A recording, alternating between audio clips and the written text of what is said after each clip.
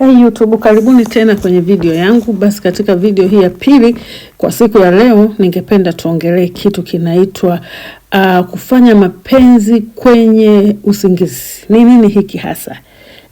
Hii kitu imewakuta watu wengi sana, wote wanaume kwa wanawake, na watu mara nyingi hawaelewi. Kuna watu wanafikiria ni kitu cha kawaida, kuna watu wanafikiria labda ni mwili tu unajibalance hormone au something like that, na kuna wengine hawaelewi, wanaona ni vitu vya kawaida. Wanaota ndoto, wakiamka asubuhi wanashangaa, alafu wanaendelea na maisha yao ya kawaida.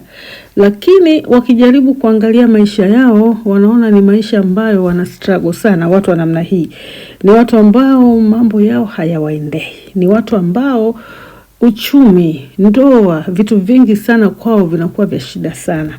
Sasa hebu tuongee, nini maana ya kuota unafanya mapenzi kwenye usingizi?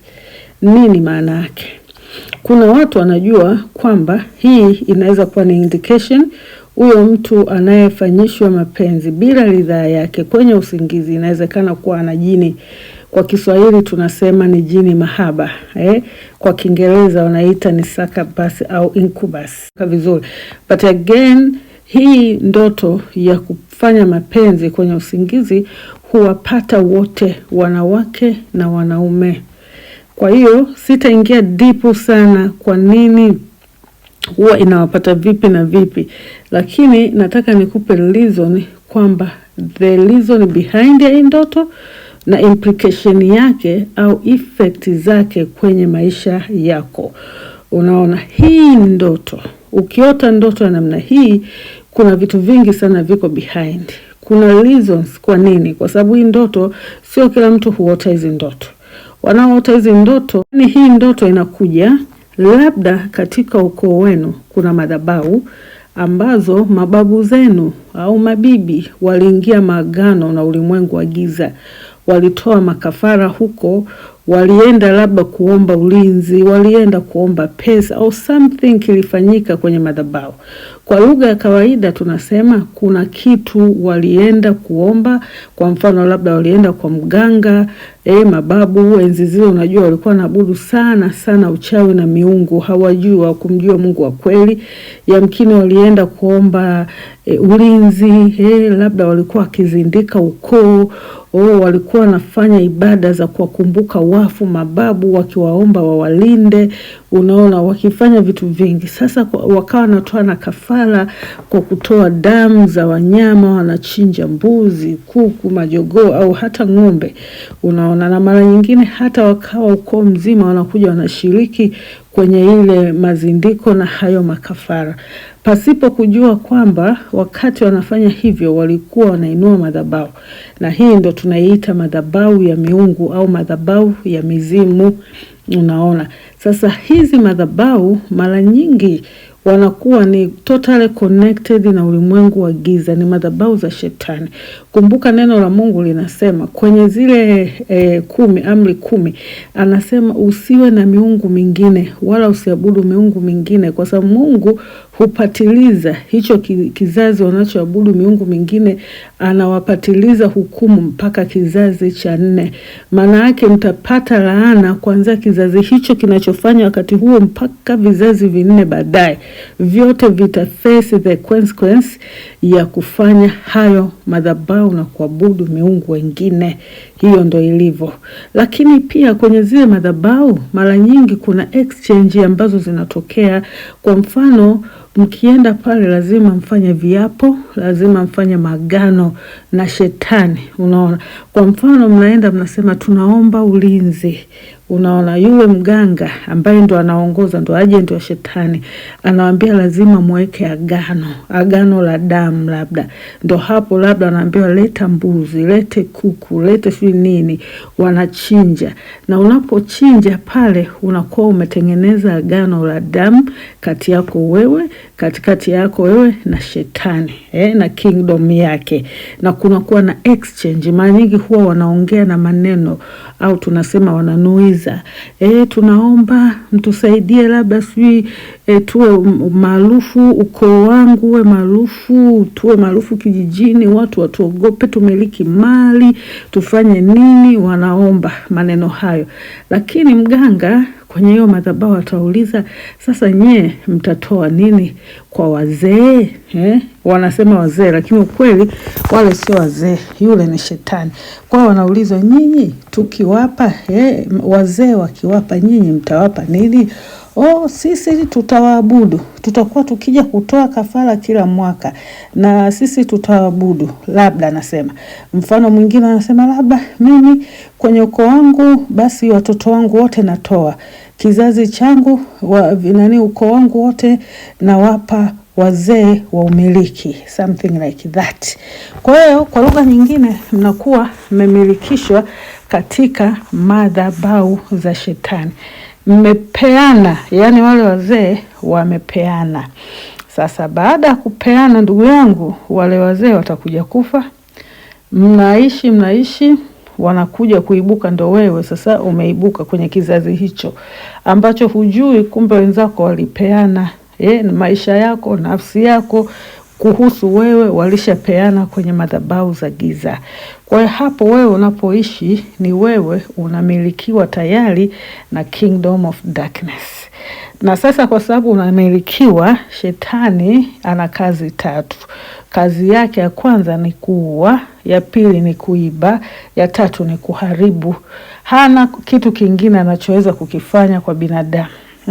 Wakati watu wanaenda kwa waganga, mara nyingi wanafikiria wanaenda kusaidiwa, lakini wasichokijua ni kwamba wanaenda kujiingiza kwenye maagano ambayo baadaye hayo maagano atawageuka, wataanza kuuliwa, wataanza kuibiwa destiny, nyota zao zitaibiwa, maisha yao yataibiwa, baraka zao zitaibiwa, lakini pia maisha yao yataharibiwa kwa sababu wako kwenye maagano.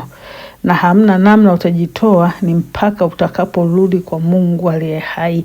Sasa hiyo ni story nyingine. Kwa hiyo nilikuwa nataka nikupe background kwa nini wakati mwingine unajikuta unapata ndoto za kufanya mapenzi. Kwenye ndoto hata ujui ilianzia wapi, ilitokea wapi.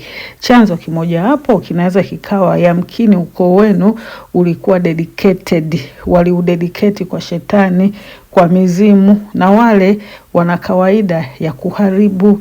Wakija wanaamua kufanya maagano ya ndoa na watoto wote wa kwenye ukoo, na unajua ndoa maana yake ni kuunganisha nafsi.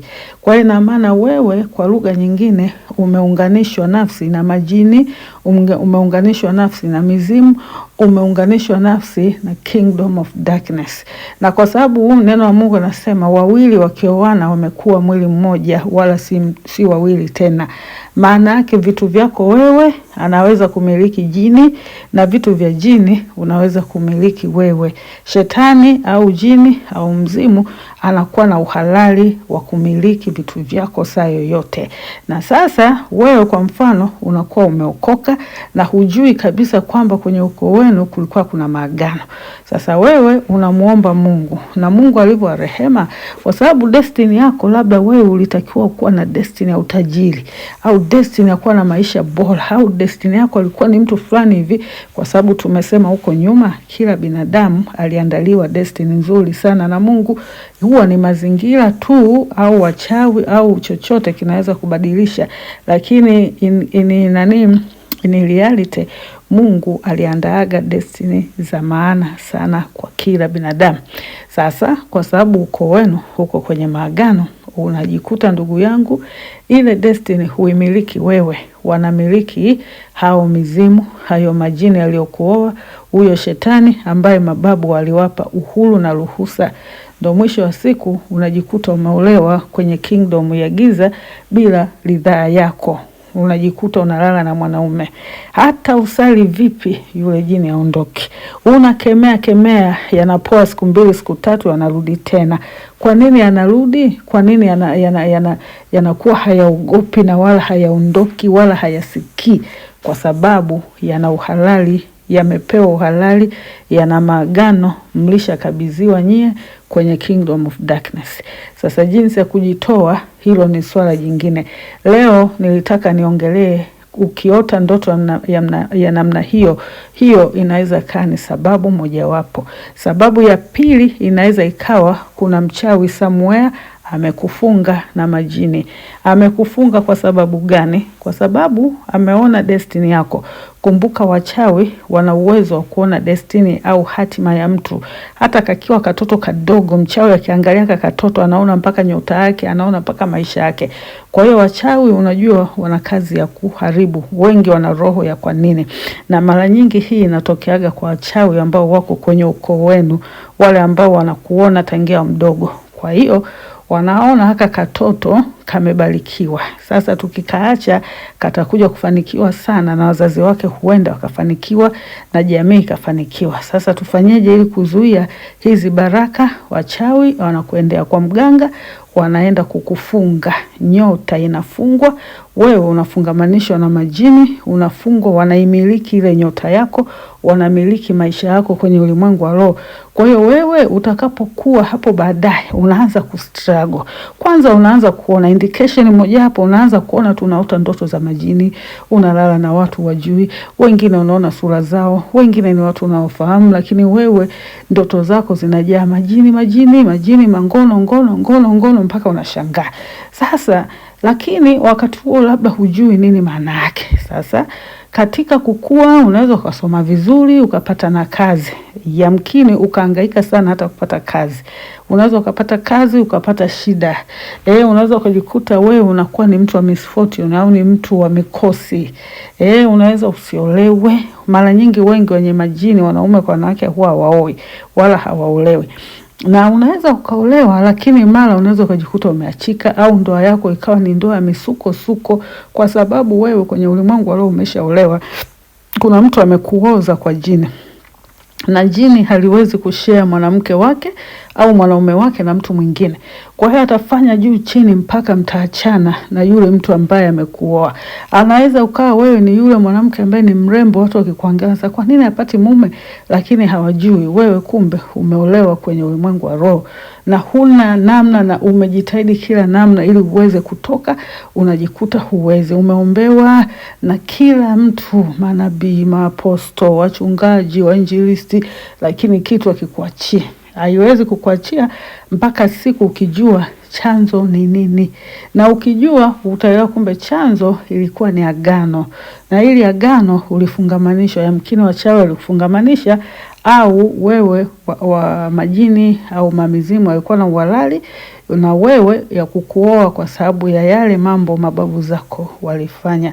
Kwa hiyo watu wa namna hii, ukiona unaota ndoto za hivyo, usizichukulie poa ukasema ni ndoto tu ya kawaida. Hapana. Hiyo ndoto na mara nyingi huwa zinakuja pale tu unapokaribia kupata breakthrough.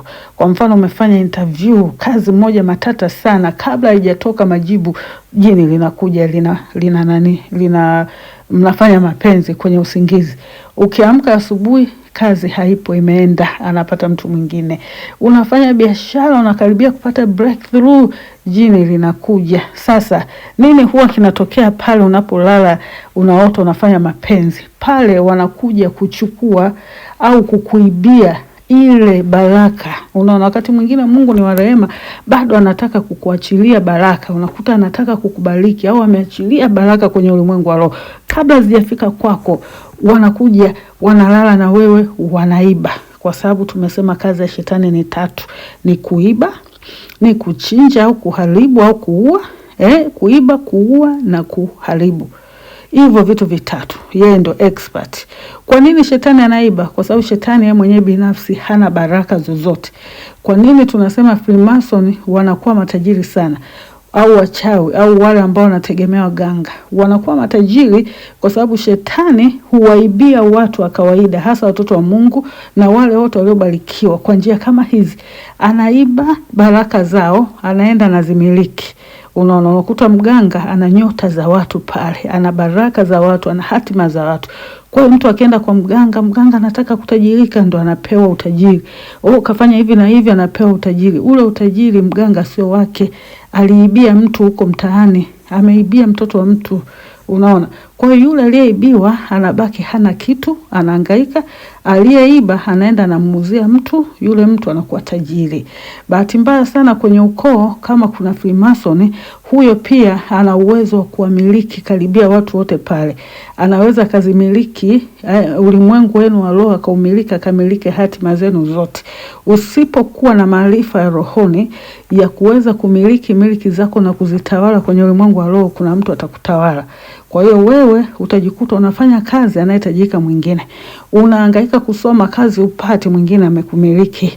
Yani in short unakuwa wewe umemilikiwa na mtu mwingine au umemilikiwa na mapepo. Kwa hiyo ndio maana halisi ya kuota unafanya mapenzi. Mara nyingi wakati unafanya mapenzi ndo wakati wanakuibia baraka zako, ndo wakati wanaua vipaji vyako, ndo wakati wanakuibia vile vitu vizuri, ile hatima, ile nyota yako wanaiba. Wewe ukiamka asubuhi unajikuta unashangaa kwa nini nilifanya mapenzi, na kuanzia hapo unaanza kuna mambo haribika, mikosi nini, yani unakuwa ni mtu ajabu, hakuna kinachofanikiwa. Wewe Mungu alikuumba kwa tajiri, alikuumba kufanikiwa, alikuumba na vitu vingi sana, lakini shetani kwa kutumia maajenti wake walikuwahi wakakuibia kwenye ulimwengu wa roho, wakakumiliki. Kwa hiyo unajikuta wewe maisha yako yanakuwa si kitu, unakuwa ni mtu wa kuhangaika, ni mtu wa madeni, ni maskini, hufanikiwi, upige hatua. Kwa hiyo ndio maana ya ndoto ya kufanya mapenzi kwenye ulimwengu wa roho, au kwenye ndoto za kufanya mapenzi. Inayofuata nitakuja kueleza jinsi gani unaweza kujinasua kutoka kwenye hizi ndoto za kufanya mapenzi au ndoto za kumilikiwa na wachawi, waganga, majini, mizimu. Ufanye nini uweze kutoka huko ili uwe huru, uanze kumiliki miliki zako na wewe ufaidike na maisha ambayo Mungu alikuplania. Basi kuanzia sasa usiache kufuatilia video inayofuata. Hii inaweza kama nimeweka kwa sauti ndogo kwa sababu na rekodi usiku, lakini video nyingine nitarekodi kwa sauti ya kutosha. Jinsi ya kujinasua kutoka kwenye ndoto za kufanya mapenzi ni video inayofuata. Stay tuned and thank you. Kumbuka kushare, kumbuka kulike na kusubscribe. Unapofanya hivyo video hizi zinaenda kwa watu wengi, hivyo wengi wanaweza kusaidiwa. Mungu abariki sana, endelea kufuatilia. Amina.